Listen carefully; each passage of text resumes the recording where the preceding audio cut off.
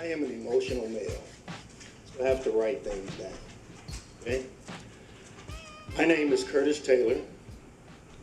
I am Ryan Stokes' uncle. I have appeared before this board on 2 previous occasions. In February 2017, and again in July 2018. I have returned today to introduce our story to you, Mayor Lucas. Congratulations on your election.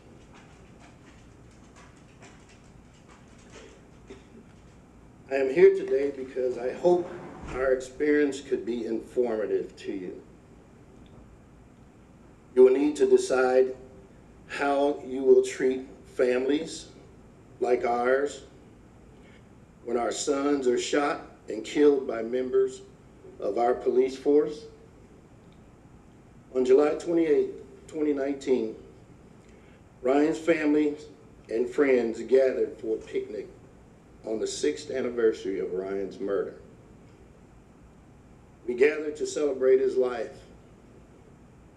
Ryan's loss is never far from our minds. Ryan was a good young man. Ryan was a father to his little girl he loved. Ryan was an uncle to the children he helped raise. The hurt these children endure to this day has been compounded by the callous of our city and our police department towards our loss. Ryan committed no crime on the night of his death. Ryan was unarmed, as stated before, when he was shot in the back. After Ryan was shot and killed, Ryan's parents and family were treated very badly. I was there, by our police department. The way in which the notification of death was made by our police detectives injured our family. The silence from the mayor's office injured our family. The false statements made by the KCPD about Ryan injured our community. The notification of death by our police department was painful, not only because the presentation was false, but because the detectives treated our family and our other mourners as if we were the enemy. Our family would like the department to create a policy with a notification of the next of kin that is specific to cases in which the victim was killed by the police. We request that this board send a chaplain or a volunteer local pastor to accompany officers when they are sent to provide notice to a family member whose loved one has been killed by our police officers.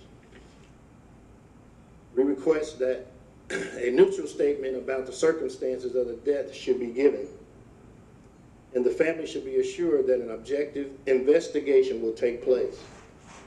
Our family should have been provided a victim advocate who could have answered our questions and offered services such as those provided to other families who have lost a loved one to violence. Compassion from our police department would have gone a long way in our worst hours. Compassion from the mayor's office would have gone a long way in our worst hours. Instead, there was silence from your office. Ryan's mother and daughter did not file a lawsuit until 3 years after his death. And only when it was clear our police department insisted on making Ryan responsible for his own murder. Our family wanted to improve trust in our community. Our family wanted the truth. Our family wanted our city to acknowledge our loss. Instead, at every turn, the decision was made to continue the injuries inflicted on the night of Ryan's death. Ryan Stokes was a good, compassionate, loving young man, engaged in his community, as an employee in a family business, and as a father and an uncle. Ryan's legacy is important to our family.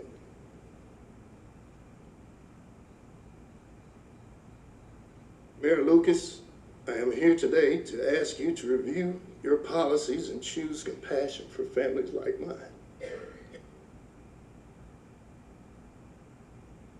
Help families like ours heal.